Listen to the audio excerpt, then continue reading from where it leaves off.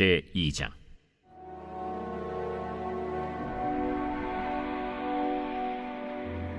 다윗이 죽을 날이 임박하매 그의 아들 솔로몬에게 명령하여 이르되, 내가 이제 세상 모든 사람이 가는 길로 가게 되었노니 너는 힘써 대장부가 되고 내 하나님 여호와의 명령을 지켜 그 길로 행하여 그 법률과 계명과 율례와 증거를 모세의 율법에 기록된 대로 지키라. 그리하면 내가 무엇을 하든지 어디로 가든지 형통할지라. 여호와께서 내 일에 대하여 말씀하시기를, 만일 내 자손들이 그들의 길을 삼가 마음을 다하고 성품을 다하여 진실이 내 앞에서 행하면 이스라엘 왕위에 오를 사람이 내게서 끊어지지 아니하리라 하신 말씀을 확실히 이루게 하시리라. 스루야의 아들 요압이 내게 행한 일, 곧 이스라엘 군대 두 사령관 넬의 아들 아브넬과 예델의 아들 아마사에게 행한 일을 내가 알거니와, 그가 그들을 죽여 태평시대에 전쟁의 피를 흘리고 전쟁의 피를 자기의 허리에 띤 띠와 발에 신은 신에 묻혔으니 내 지혜대로 행하여 그의 백발이 평안히 스올에 내려가지 못하게 하라.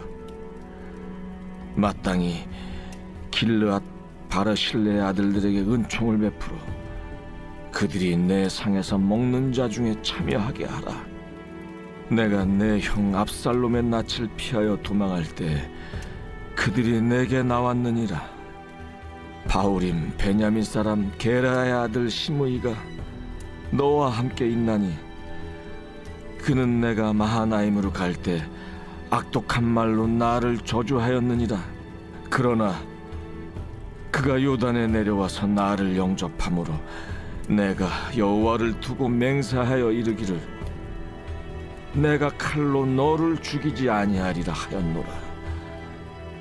그러나 그를 무죄한 자로 여기지 말지어다.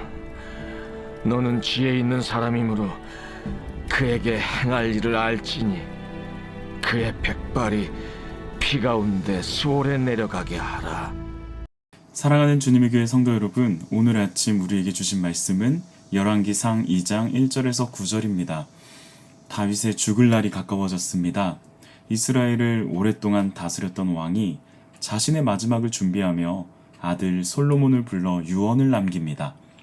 겉으로 보면 영광스러운 순간이죠. 아버지가 아들에게 왕위를 물려주고 한 시대가 지나 새로운 시대가 시작됩니다. 그런데 곰곰이 생각해보면 솔로몬의 마음이 마냥 기쁘기만 했을까 싶습니다. 솔로몬이 넘겨받은 것은 왕관만이 아니었기 때문입니다. 압살롬의 반역이 남긴 상처가 있었습니다. 게다가 아도니아는 솔로몬보다 먼저 스스로 왕이 되려고 했습니다. 다윗의 군대 지휘관이었던 요압도 아도니아의 편에 섰습니다. 솔로몬은 분명 아버지의 인정받은 왕좌에 앉아있지만 왕권은 아직 불안했습니다.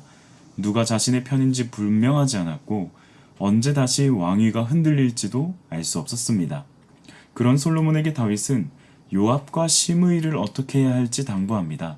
또한 바르실레의 아들들에게는 은혜를 베풀라고 말합니다. 솔로몬은 아버지가 남긴 말씀과 함께 아버지가 해결하지 못한 갈등도 넘겨받았습니다. 갚아야 할 은혜가 있었고 처리해야 할 문제도 있었던 것이죠. 아버지의 유언을 듣는 솔로몬의 마음이 조금은 어질어질하지 않았을까요? 생각해보면 우리 역시도 아무것도 없는 빈자리에서 오늘을 시작하지 않습니다. 가족에게 받은 사랑이 있고요. 누군가의 기도 덕분에 여기까지 온 분도 있을 겁니다. 믿음의 좋은 습관과 따뜻한 기억을 물려받은 분도 계시겠죠. 그러나 좋은 것만 받은 것은 또 아니죠. 반복하고 싶지 않은 말과 습관도 있을 겁니다. 내가 시작하지 않은 갈등을 떠안기도 합니다. 가정과 직장과 교회에서 앞선 사람이 정리하지 못한 문제를 내가 감당해야 할 때도 있습니다. 우리에게는 감사한 유산도 있고 무거운 유산도 있습니다. 그렇다면 다윗은 이 복잡한 상황 속에서 솔로몬에게 가장 먼저 무엇을 말했을까요? 요압과 시므이에 관한 이야기를 먼저 하지 않습니다. 왕권을 지킬 정치적인 방법도 먼저 말하지 않습니다. 2절과 3절에서 다윗은 이렇게 말합니다. 너는 힘써 대장부가 되고 내 하나님 여호와의 명령을 지켜 그 길로 행하여 그의 법률과 계명과 율례와 증거를 모세의 율법에 기록된 대로 지키라. 다윗은 솔로몬에게 힘써 대장부가 되라 라고 말합니다. 우리는 이런 말을 들으면 강력한 지도자가 되라는 뜻으로 생각하기 쉽습니다. 누구에게도 밀리지 않고 왕권을 단단히 붙들라는 말처럼 들립니다. 그러나 바로 이어지는 3절이 그 강함이 무엇인지를 설명합니다. 여호와의 명령을 지키는 것입니다. 하나님의 길로 행하는 것입니다. 율례와 계명과 법도와 증거를 지키는 것입니다. 모세의 율법에 기록된 대로 살아가는 것입니다. 다윗이 말하는 강함은 타인을 제압하는 힘이 아닙니다. 왕이 되어 다른 사람에게 명령할 수 있는 자리에 서더라도 자기 자신은 하나님의 명령 아래에 서는 것입니다. 왕이 되었다고 말씀 위에 올라갈 수는 없습니다. 오히려 왕이기 때문에 더욱 말씀 아래에 서야 합니다. 우리는 흔히 자기 의견을 굽히지 않는 사람을 강하다라고 생각합니다. 내가 옳다고 믿는 방향을 끝까지 밀어붙이고 어떤 반대에도 흔들리지 않는 사람을 강한 사람이라고 말합니다.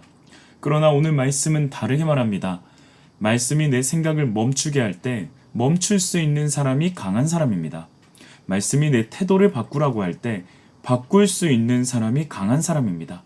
내가 옳다는 확신보다 하나님의 말씀을 더 높일 수 있는 사람이 강한 사람입니다. 왕의 참된 강함은 왕좌 위에 높이 서 있는 데 있지 않습니다. 말씀 아래 낮게 서 있는 데 있습니다. 저도 이 말씀 앞에서 제 마음을 한번 돌아보게 됩니다. 지난 몇 달 동안요, 여름 수련회를 준비했고 이어서 괴산 국내 선교를 준비했습니다. 사람도 많았고요. 일정도 정말 많았죠. 이동과 식사와 프로그램을 챙기고 안전을 무엇보다 놓칠 수가 없었습니다. 책임을 맡으면 자연스럽게 이런 마음이 생기더라고요. 잘해야 한다. 놓치면 안 된다. 끝까지 책임져야 한다. 물론 이런 마음 자체가 잘못된 것은 아니죠. 책임을 맡았다면 최선을 다해야 합니다. 그런데 어느 순간 그런 책임감이 조급함으로 변할 때가 있습니다. 사람의 마음보다 해야 할 일이 먼저 보이는 거죠. 함께 섬기는 동역자보다 채워야 할 역할이 먼저 보입니다. 내가 더 오래 고민했다라는 이유로 내 판단을 더 강하게 밀어붙이고 싶어집니다. 누군가 조심스럽게 자기의 의견을 말하고 있는데도 그런 사람의 마음보다는 이미 정해둔 다음 순서를 먼저 생각하고 있는 제 모습을 발견할 때도 있었습니다. 그럴 때 저는 흔들리지 않는 것이 책임감이라고 생각했는지도요. 그런데 말씀 앞에 앉으면 하나님께서 제 결정만 묻지 않으실 때가 있더라고요. 네 판단이 옳으냐라는 질문보다 먼저 내가 지금 내 말씀 아래 있느냐, 네가 맡은 일만 바라보고 있느냐, 아니면 내가 사랑하는 사람도 함께 보고 있느냐, 그렇게 물으시는 것 같습니다. 말씀은 상황보다 먼저 제 마음을 다루십니다. 더 세게 밀어붙이는 것이 강함이 아닐 때가 있습니다. 잠시 멈추는 것이 강함일 수 있습니다. 다른 사람의 이야기를 끝까지 듣는 것이 강함일 수 있습니다. 내가 옳다고 생각하더라도 내 태도를 돌아보고 필요하다면 먼저 미안하다고 말하는 것이 강함일 수 있습니다.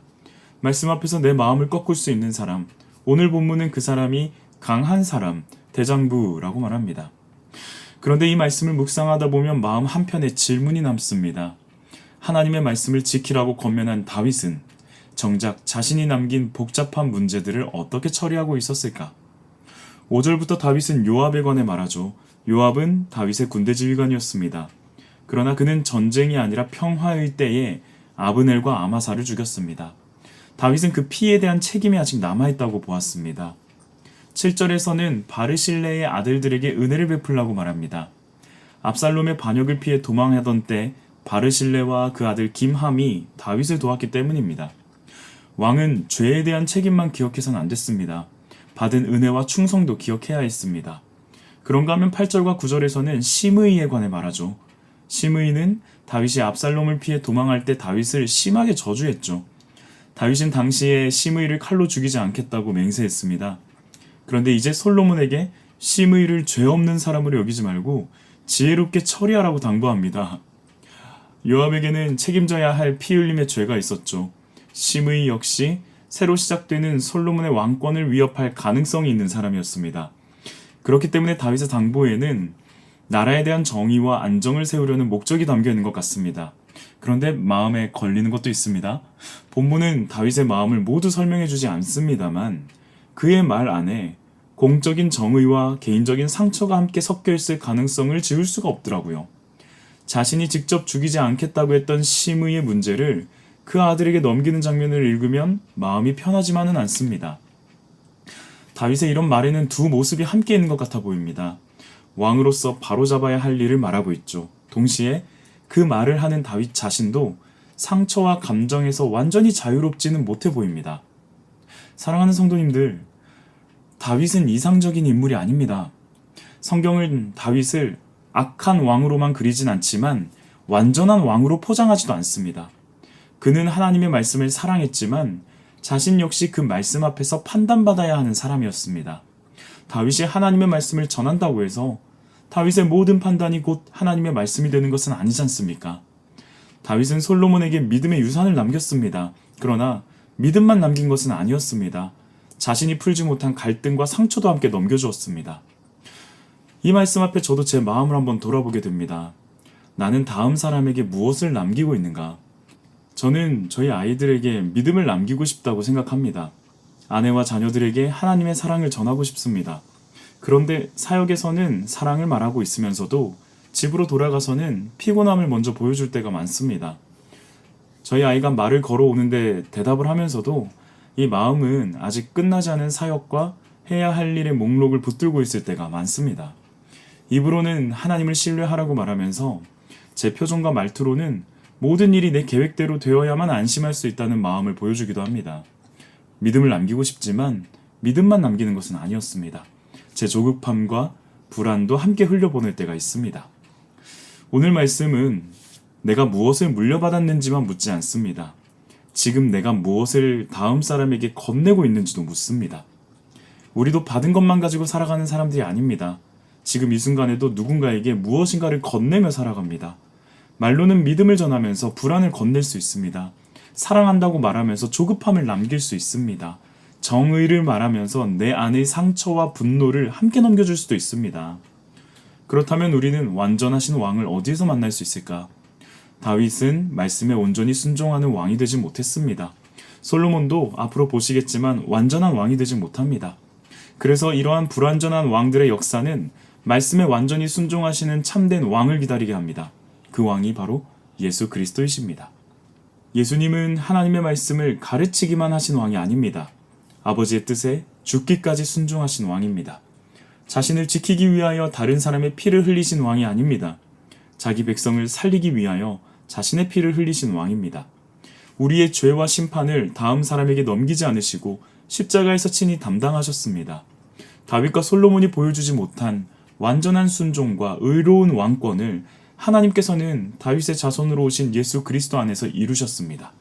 여기에 우리의 소망이 있습니다. 사람은 불완전하지만 하나님의 약속은 불완전하지 않습니다. 그러므로 우리의 모든 소망은 완벽한 환경을 물려받는 데 있지 않습니다. 앞선 사람들이 모든 문제를 깨끗하게 해결해 놓는 데 있지도 않습니다. 우리의 소망은 불완전한 사람들의 역사 속에서도 약속을 포기치 않으시는 하나님께 있습니다.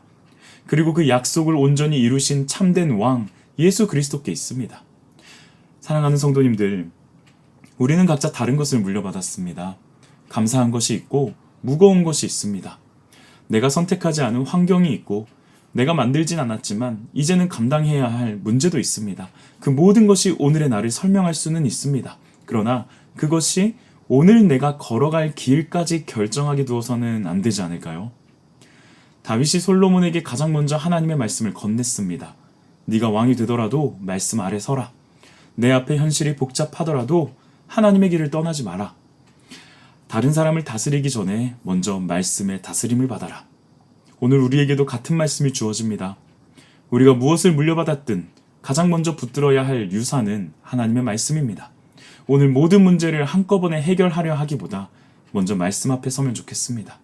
말씀에 내 판단을 비추어야 합니다. 내 감정을 비추어야 합니다.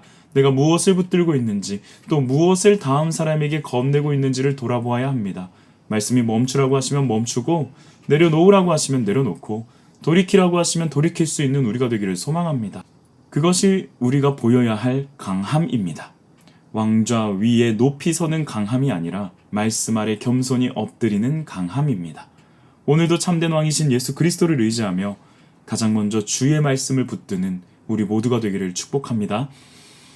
하나님 아버지, 오늘도 말씀 앞에 설 수 있도록 새벽을 깨워주시니 감사드립니다. 우리에게 믿음과 사랑을 전해준 이들을 기억하며 감사하게 하시고 무거운 유산 앞에서도 낙심하지 않게 하여 주옵소서. 내 생각과 판단을 끝까지 밀어붙이는 것을 강함이라 여기지 않게 하시고 말씀 앞에 멈추고 돌이킬 수 있게 하옵소서.